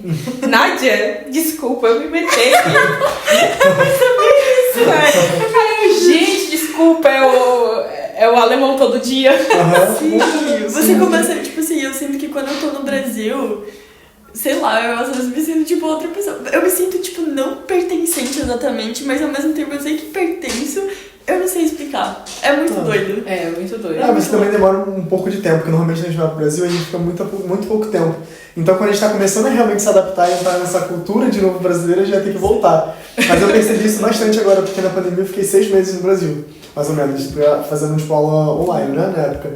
E quando eu cheguei foi um choque muito grande, tipo, mais ou menos assim, eu não me sentia mais parte daquele meio e tudo mais, mas foi passando o tempo eu comecei a me adaptar, eu comecei a falar assim, beleza, então agora eu entendi como funciona, como eu devo importar e tal. Só que isso foi mais ou menos no meio, assim, sei lá, depois de 3 meses, assim. Só que depois, quando passou tipo 4 para 5 meses, quase no final, assim, eu tava cansado. Porque eu tava tão acostumado já com a minha realidade aqui no Brasil, da Alemanha, e de como as coisas se portam aqui, como as coisas funcionam, como faz, tipo, você chegar num lugar e você assim, gente, eu não sou mais dessa sociedade, eu preciso voltar pra Alemanha. Você voltar. Por mais que ele tenha as minhas raízes, minha família, tipo, meus amigos e tudo mais, você já não se sente mais parte da sociedade como você se sente aqui, hoje em dia. É uma coisa, a gente nunca fica, a gente não é mais uma pessoa inteira em lugar nenhum, é uma coisa muito estranha. É muito legal isso, você ver isso, porque você consegue ver muito, conhecer muita gente, entender muito do mundo em si, mas você acaba tendo esse lado que você nunca tá, tipo, 100%, né? Sempre vai ter uma coisa faltando, algum pedaço de você em algum lugar do mundo aí faltando. É verdade. Não. Porque parece que, tipo, pra qualquer lugar realmente que você vai, até no próprio Brasil, se você sai, sei lá, da Bahia pra Curitiba, sei lá, no Paraná é totalmente diferente, sabe? Como as pessoas se portam já no próprio país. Imagina ir pra outro lugar, que é totalmente diferente. Então, cada esquina, assim, do mundo tem sua cultura diferente, suas outras maneiras de viver. Isso que faz a gente querer, tipo, eu acho, continuar, né? Porque você sempre vai estar aprendendo coisas novas e aprendendo, tipo, idiomas novos. Eu acho isso... Tipo, é um assunto que eu amo falar, que eu amo conversar, eu posso ficar aqui, tipo, 10 horas falando sem parar. Sua vivência, né? Tá no coração, né? Sim. Mas eu queria muito ter tido, sabe? Minha família, assim, não tinha... Eu acho que a sua, né? Sempre monolíngue ali, só todo mundo brasileiro. Eu queria muito ter tido, na infância, contato com outra língua. Né? Até hoje eu queria muito. Então, os pais que têm oportunidade de fazer isso, proporcionem isso aos filhos. Porque quando a gente é criança, a gente aprende mais o uso da palavra ali no contexto, nosso cérebro está mais aberto. E o sotaque também, né? Tipo, a maneira que você vai pronunciar as palavras, né? Exatamente. E aí, quando a gente chega na fase adulta, a gente está mais maduro já para aprender a gramática, as regras gramaticais, né? E a gente tem um pouco de dificuldade mais com o vocabulário. Essa palavra não significa isso, mas por que eu não posso usar nesse contexto? Aí tem que ir lá, vamos perguntar pro nativo, né? E a criança, ela já tem essa facilidade de pegar ali as palavras e ela já usa no contexto. Então, quanto mais cedo, melhor, né? Sim. E você fala quantos idiomas no total? Olha, eu falo português, alemão, meu inglês eu me viro e o meu espanhol portunhol. Mas todo mundo tem um portunhol, né? Brasileiro negócio com um A2 no mínimo de espanhol. É verdade. Tipo assim, no mínimo. Mas eu queria ser, porque eu, sabe... Porque quando a gente tá aqui, eu vim, sabe? Eu vou estar na Europa, eu vou aprender várias línguas. Mas aí começa choque cultural, aí saudade da família, aí vem as depressões sazonais, aí você fica... Parece que o cérebro, acho que alguém me falou, parece que é a mesma sensação como se a gente estivesse se afogando. Né? Um volume de informações muito grande.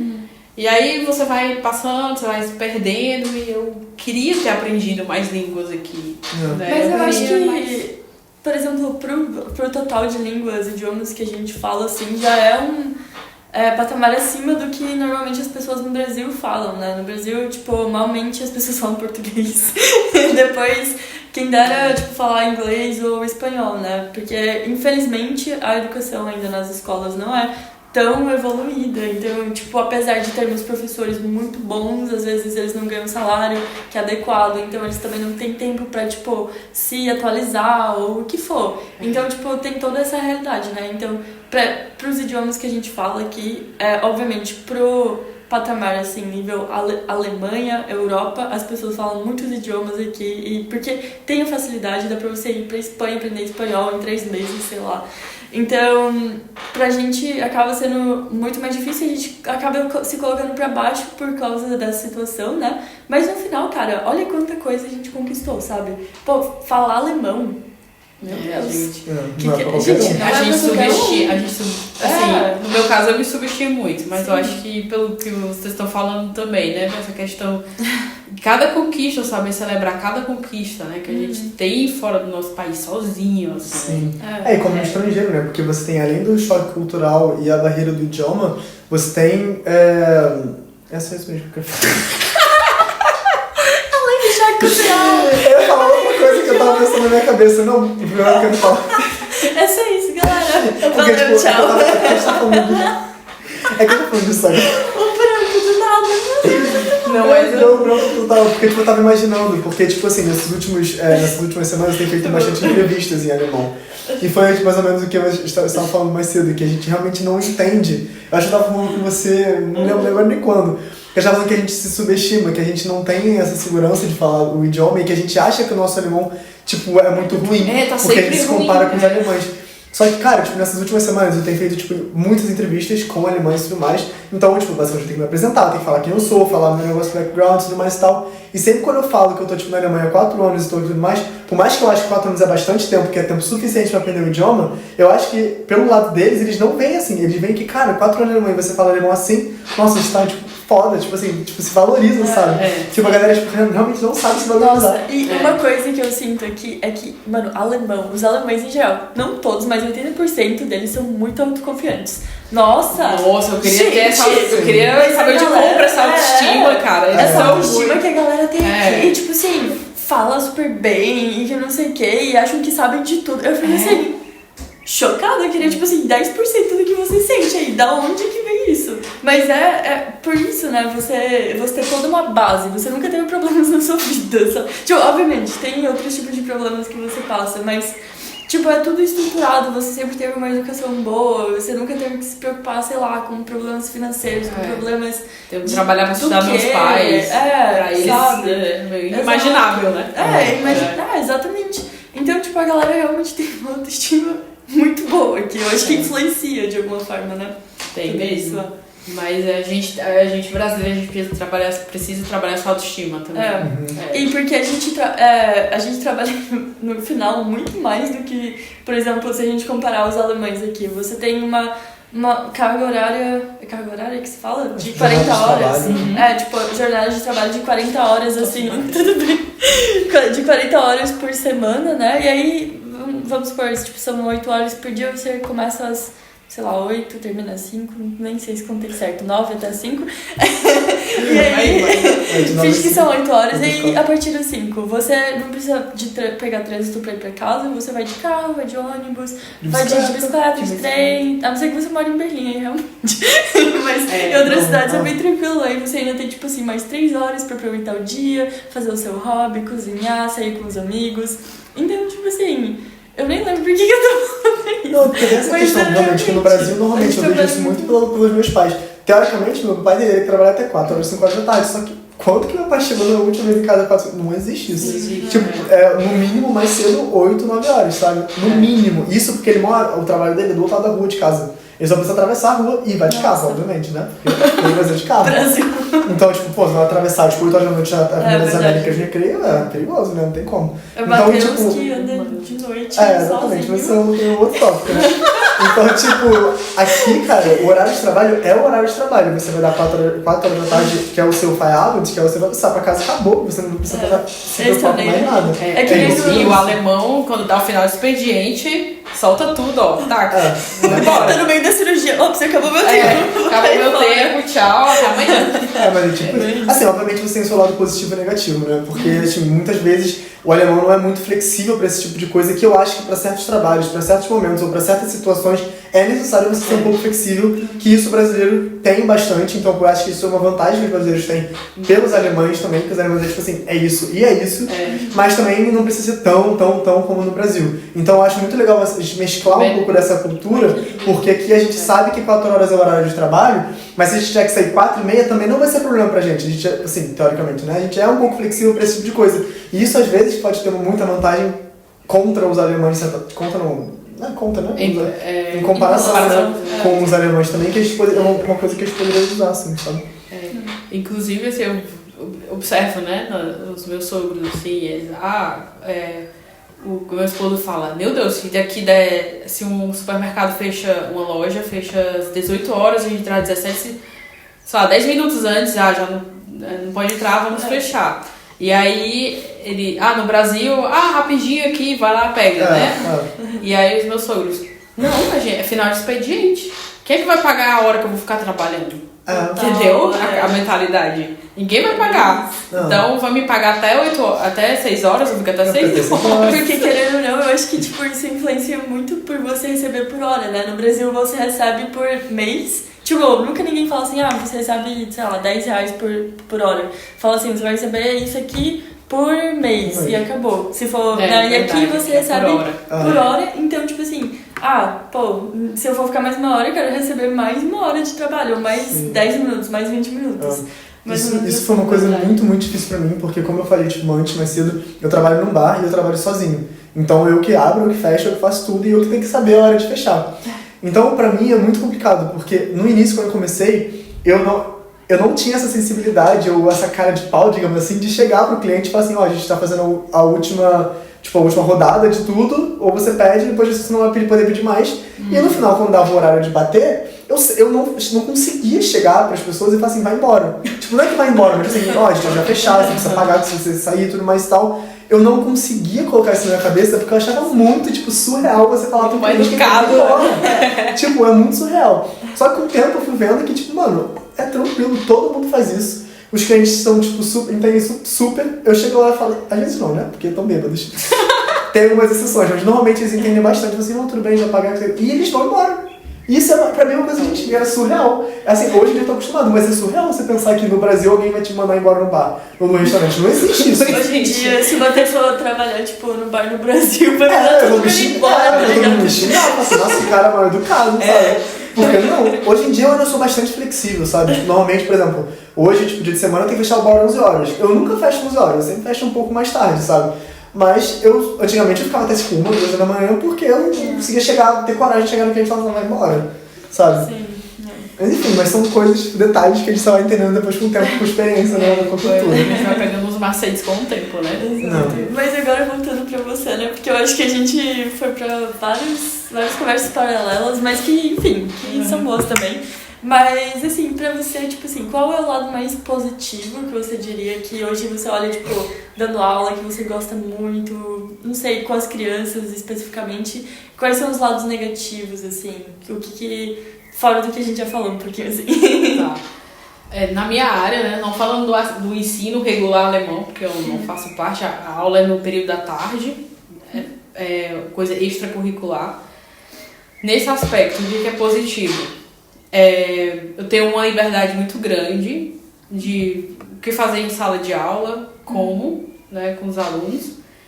É um ponto positivo. E também não tem ali ninguém me controlando, assim, não tenho... Como eu dou aula na parte da tarde, Não tem aqueles colegas chatos, né? Não tem. E os pais, tipo, tem total confiança dos pais, né? Depois desse um ano, assim. Então, funciona bem. Então, eu gosto bastante disso.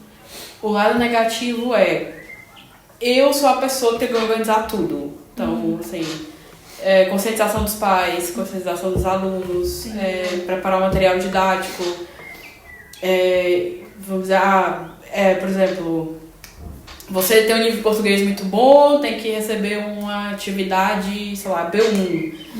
Né? Por exemplo, você tem um tempo muito bom, tem que receber uma atividade no nível A1. Então eu passo horas preparando assim, o material. Coisas específicas para cada um. Para cada um, tenho que pensar em cada aluno. Na hora que eu estou preparando a aula, eu tenho que pensar em cada aluno. O João não sabe muito bem, vai fazer só isso aqui. A Maria já devora um texto, já vai fazer isso aqui. Então, eu tento pegar um tema e adaptar para todos os níveis, para cada um. Então, isso demora... Nossa, já comprei tanto material, acho que eu já gastei mais dinheiro do que eu recebi. Mas imagina. Nossa, gente. Mas às vezes quando você acaba fazendo o que você gosta, né? Tipo, você dá tudo seu pra isso, pra tentar fazer da melhor forma. E aí, como você falou, você acaba gastando às vezes mais dinheiro do que você precisava, mais tempo do que você precisava. Realmente, tipo, porque você gosta disso e não tem outra pessoa pra fazer, né? E assim, às vezes as pessoas pensam que o professor... Eu já escutei muito isso de alguns alemães. O professor é relax, ele usa as mesmas folhas para todos os grupos. Não é assim, não dá. Se o professor dá, o professor pode fazer isso, mas não é produtivo, não é didático, né? E aí você fica assim, o trabalho do professor, ele nunca acaba. Não. Ele começa antes da aula e começa de novo depois da aula. Não. E assim vai, né? E principalmente nessa área. Porque uma coisa que eu fiquei admirada, gente, eu perguntei repartição escolar. E material, vocês têm? Aí todo mundo se olha. Nossa! Eu fiquei chocada. Caramba, tem há 30 e poucos anos e não tem material, não tem uma coisa estruturada, sabe? É complicado. Então, vamos dizer assim, tem que pôr ordem na casa agora. Então, isso demanda muito tempo, demanda grande parte do meu dia. Porque eu só penso no trabalho. Imagina. Como organizar as coisas. Muito obrigada pelo seu tempo, inclusive. A gente não foi pensando, não foi indireto pra vocês, não. Sim, mas mesmo assim, valorizar o seu tempo que você tá aqui com a gente, sabe? Pra compartilhar isso, porque realmente, né? Trabalhando muito, é foda. E a gente sempre dá, e nas férias, aí tem que organizar os livros, que os alunos querem um livro. Eu entendo que alguns queiram algo na mão, assim, hoje dessa semana a gente tá aqui, nessa a gente tá aqui. Eu entendo, mas eu falo pra eles, gente, não tem um livro ideal pra vocês, é difícil de achar. E aí, tenho que olhar essa questão dos livros agora nas férias. Então, sempre o professor tá trabalhando em alguma coisa, sabe? E você não pensa em escrever o seu livro? Tipo assim, fazer o próprio livro de português pra essas crianças? Eu já pensei bastante, eu já pensei nisso. E eu já escrevi pra uma editora, pedindo pra ver se tem uma editora... Lidel, eu acho o nome, é de Portugal, que eles fazem versão portuguesa e versão brasileira. Já escrevi pedindo a versão brasileira de outros livros. Se não vier nada, eu acho que é colocar essa ideia que eu tive. Eu tive esse pensamento e você me deu agora assim uma confirmação. É você. Eu acho que eu vou sim ver algum material, livro, gramática pra esse grupo. Porque se tem, assim, quase na região, no estado inteiro. E, tanto tempo, assim, 30 anos, a galera de prática às vezes junta com o professor que já se aposentou, sei lá, tipo, pra perguntar umas ideias do que a pessoa acha, de outros professores, juntam e fazem o livro, assim, com quem tiver vontade de fazer. Eu acho que vai ser uma coisa, tipo, uma revolução, né, pra essa área, assim. Inclusive, eu tenho muitos alunos criativos e eles sabem desenhar. Eu já falei, caso a gente faça um livro, eu já tenho os ilustradores, né? Então, já pensou o nome de um aluno, né, como ilustrador do livro. Eu acho que isso é muito fofo, sério. Então, são várias coisas aí pra fazer. Então, Pra mim, eu acho que o que é positivo, às vezes, é ao mesmo tempo negativo, sabe? Respondendo a sua pergunta resumidamente. A gente falou também agora, tipo, dos alunos, eu queria ter perguntado isso mais cedo, mas eu também esqueci. Você podia também comparar, talvez, os alunos do Brasil e aqui também, tipo, da maneira que eles se comportam, porque eu acho que isso também é muito reflexo da educação, tanto de casa quanto do sistema também. Tipo, você consegue ter algumas diferenças maiores que você vê dos alunos no Brasil e dos alunos aqui também? Tem grande diferença, assim. Porque o aluno daqui, ele não tem a preocupação, hoje eu não comi, né, vim pra aula com fome. Nossa. Ou tenho que, sei lá, tive que trabalhar até tarde. Ou violência doméstica em casa. Aqui, violência doméstica tem, mas é um pouco mais raro. E não tem essas questões de preocupação financeira, né? Então o aluno ele já tem todas as suas necessidades básicas satisfeitas, né? Aquela pirâmide de Maslow que... É Maslow, eu acho. Não sei. Eu sei qual é a pirâmide, mas não sei se esse é o nome. Não sei qual é a pirâmide. Enfim, que tem tipo Maslow, que tem a primeira parte assim, que é tipo coisas básicas, né? De comida. Aí depois tem segurança, tem bem-estar.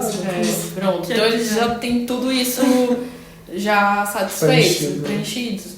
E então eles vêm mesmo para estudar, né? Então eu percebo assim, essa diferença. A concentração é maior. Às vezes, como é na parte da tarde, às vezes eles estão cansados. E a gente conversando, assim, sempre tudo na conversa melhora, sabe? Tô cansado, eu estabeleci uma regra. Professor, eu tô cansado, não consegui me concentrar, posso sair 10 minutos.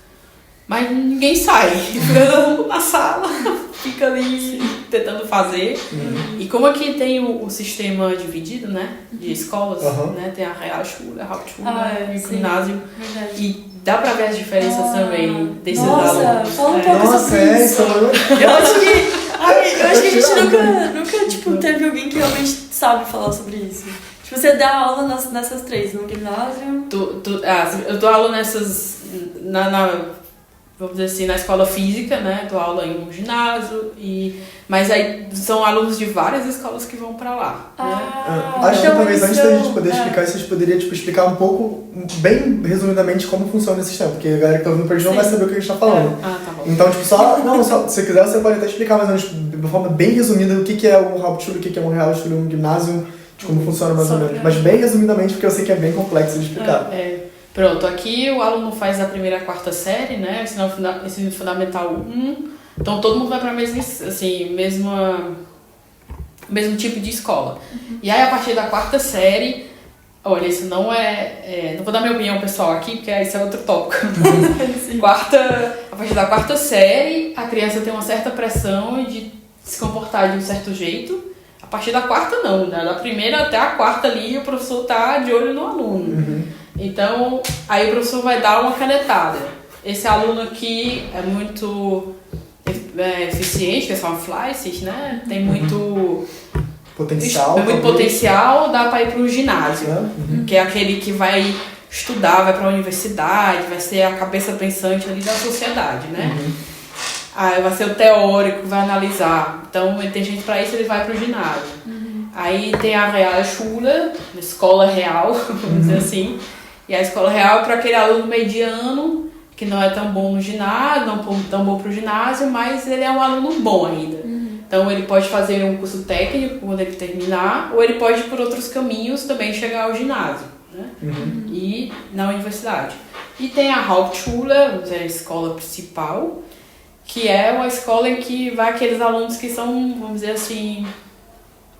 Não sei se eu posso falar, mas não são tão bons com notas. Não são tão bons com notas, não gostam muito de estudar, sentar ali o bumbum na cadeira para estudar, eles querem... São mais assim, não são muito ligados à escola, não gostam de estudar, tem gente que não gosta de estudar. E que não significa, às vezes, que a pessoa é burra ou algo assim, né? Principalmente quando você é criança, às vezes você gosta mais de fazer, sei lá, nessa área de artes ou outras coisas do que, tipo, só ficar lá escrevendo. Isso é bem...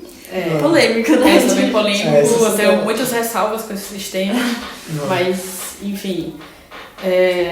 E hoje em dia também existe, dentro dessas três, ainda existe a Gesamtschule também, né? Exatamente, existe a Gesamtschule, que é como se fosse a Hauptschule e a Realschule juntas. E aí você pode fazer, você tá na classe de Hauptschule, mas você pode fazer um certificado da Realschule, se você for bom, você pode trocar só de classe dentro da escola. Entendi. Há possibilidades desses alunos, por outros caminhos, né, enviesados, de chegar ao ginásio ou chegar a uma faculdade, mas o aluno fica ali estigmatizado meio que na sociedade, né? Aluno de Hauptschule, os pais ficam meio, né, assim, de falar, sabe? E resumidamente é isso. Acaba tendo um preconceito para uma criança que tipo, ele está começando a se formar, começando a entender como funciona a sociedade e o mundo, você já está querendo julgar a pessoa lá, sabe? Tipo, não tem nada a ver, mas enfim, também, gente, opiniões à parte. E vamos falando de fatos aqui, não vamos opinar. Enfim. E aí depois também, tipo, tem a Realschule, que ela, tipo, quando você termina ela, você consegue ter o Abitur. E no caso da Hauptschule, não. A Realschule e Ginásio não tem Abitur. E no caso, a Hauptschule não tem Abitur, certo? Não tem Abitur. Mas as duas têm. A Realschule e o Ginásio tem Abitur. Você pode fazer, o aluno da Realschule. E o aluno da Hauptschule, ele pode fazer depois da 9ª classe, se ele, tipo assim, não quiser seguir com a escola. Ele pode acabar depois da 9ª série, 9º ano. Meu Deus. E aí a pessoa faz o que depois? Se a pessoa quiser, ele pode fazer tipo um curso técnico, né? Ele pode ir para uma Berufsschule, uma escola profissional. Mas tudo isso se ele quiser, né? Mas 9ª série a gente tem o quê? 14, 15 anos? 15 anos? 14, 15 anos. Gente, 15 anos eu não tinha noção de nada da minha vida pra escolher. Exato. Tipo, se me falasse agora 15 anos, você quer terminar a escola, cara. Exato, e que a pessoa fica assim, estigmatizada por isso, né? Mas porque eu escuto dos alemães, ele fez engenharia, mas ele era péssimo na escola. Hoje em dia, ele foi péssimo na escola, mas ele pode ter dado gás ali, estudou, entrou na universidade e estudou ali a engenharia. De repente ele é apaixonado pela engenharia, estuda todo dia. Mas na cabeça do alemão, não, ele era ruim na escola. Ele vai ser ruim do resto da vida. Então, nossa, imagina, eu iria ser, tipo assim, na escola eu tirava notas na média, assim. Então, mas eu não... Mano, eu odiava a escola. Eu não gostava, assim, de ficar estudando e tal. E hoje em dia, as coisas que eu faço, tipo, talvez fogem um pouco do que seria, tipo, melhores notas. Mas a gente faz muita coisa que no futuro pro mercado de trabalho é realmente onde você vai trabalhar. Onde, sei lá, se você quer, tipo, estudar, ir pra uma área mais científica, pesquisar e tal, talvez seja, tipo, muito... útil, sabe? Mas parece que você tá aqui, uma aluna mediana, como você falou na escola, mas hoje você tá aqui na Alemanha estudando na universidade em alemão. Tipo, você não foi carimbada na sociedade brasileira como alguém mediano, talvez vai fazer só um curso técnico. Exato, isso é surreal. Mas qual era o ponto que a gente começou a falar sobre isso? Não, a gente estava começando a falar um pouco das escolas, porque eu tinha perguntado dos alunos, né? Tipo, você vê o comportamento, você falou que tinha mais ou menos um comportamento voltado para cada uma dessas escolas. Então, assim, eu pensei que os alunos do ginásio, eles têm estratégias cognitivas, assim, de resolução das coisas muito... assim, muito avançadas, sabe? Que às vezes eu penso, caramba, nem eu tinha chegado a essa conclusão.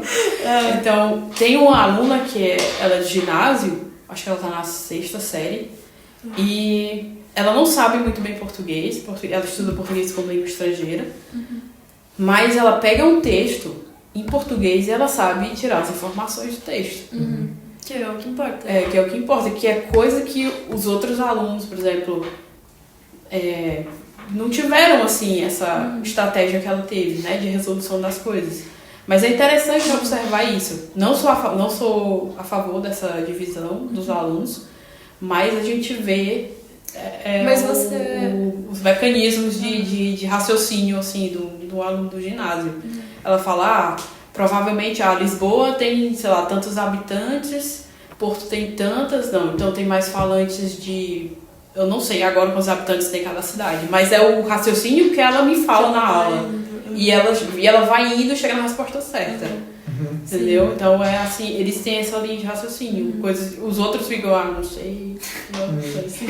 Mas você acha que de alguma forma, pra você como professora, né? Você acha que de alguma forma, pelos alunos que estão no ginásio, você já é incentivado desde criança, provavelmente pelos seus pais, que você tem que ser o melhor aluno, que você, nossa, você fez bem isso, que não sei o que tem uma família estruturada, e desde sempre você, tipo assim, nossa, eu vou pro ginásio, e você não, sabe, tipo, com essa mentalidade, elas se saem melhor por esse placebo também, pelo incentivo, ou você acha que não, realmente, tipo, a pessoa é inteligente e etc. Ou no caso de uma criança que ela vai pro Realschule ou Hauptschule, ela nunca teve incentivo da família pra, tipo, estudar mais, que ela sempre fez as coisas certas, mas nunca teve, tipo, nossa, você fez bem, tirou nota boa, você precisa tirar nota boa pra isso e aquilo.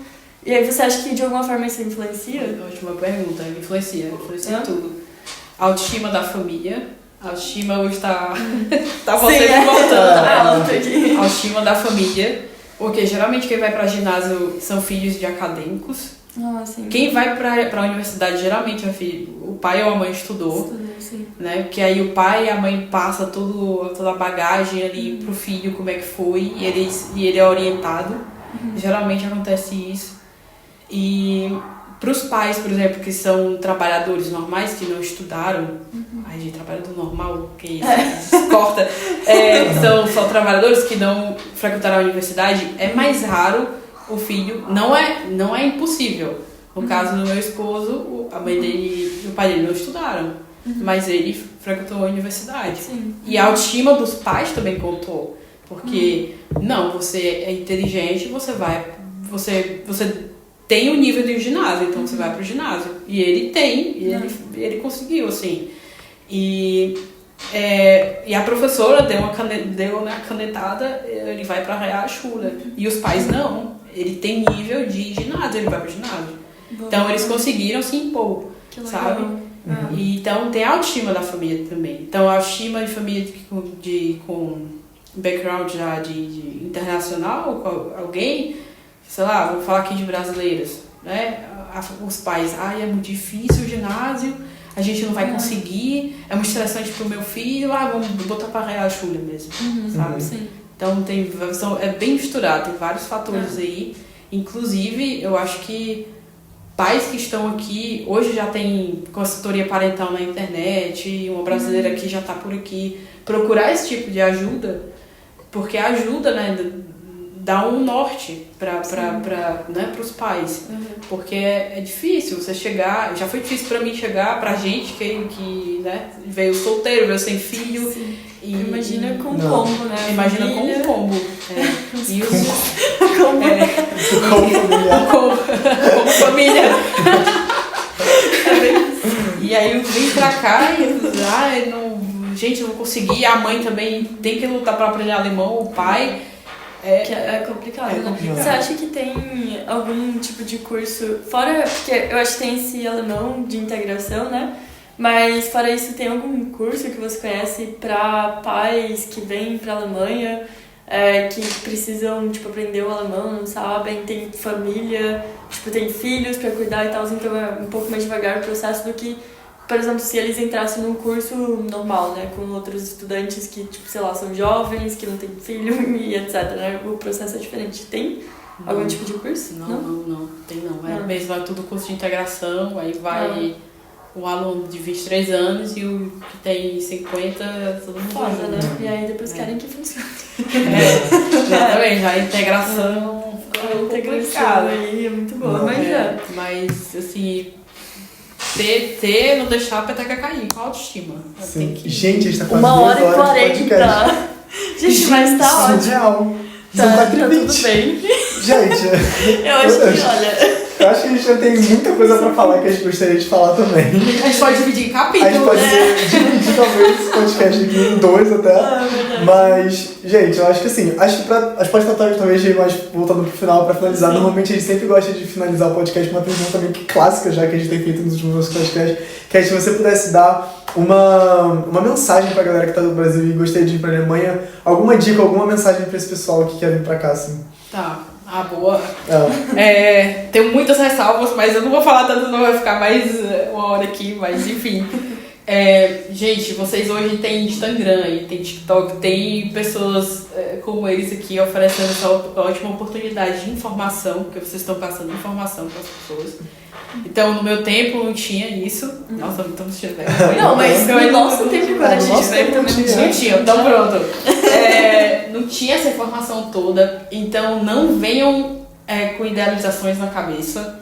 Porque eu vi muito, me faltou orientação, né? Me faltou mais aquela coisa da realidade, na realidade é essa aqui. Nunca ninguém chegou pra mim e explicou como é que era, e eu sempre idealizava o primeiro mundo, a Alemanha, uau. E aqui você vai levando porrada, e pra você não pegar uma depressão, pra você não largar tudo e ir embora, desistir dos sonhos, assim, procure informação. E venham munidos de informação. Não tem outra coisa assim. Procurem canais, procurem pessoas que relatam experiências, não foquem também só no negativo, porque a gente também não vai sair do canto, né? Mas se entrem nas redes sociais, perguntem quem veio pra cá, levem em conta as experiências das pessoas, né? Esse aqui tá falando besteira. Não, a pessoa que relata sua experiência foi aquilo que ela viveu na pele. Então ela sabe o que ela tá falando, né? E você vai já viver outras experiências. Então venha munido de saber como é que é a realidade, como é que funciona, para vocês saberem como se comportar e não terem grandes frustrações, né? Foi no meu caso. Nossa. Desejo pra ninguém, não. Não, assim, a gente também veio pra cá com muita falta de informação e que a gente foi só tomando e só assim que a gente vai aprendendo e entendendo como esse novo mundo funciona, né? Mas exato. Enfim. Acho que a gente pode chegar ao fim do podcast. Galera que tá aí de casa, se tiver alguma dúvida, você pode botar aqui no comentário, escrever pra gente.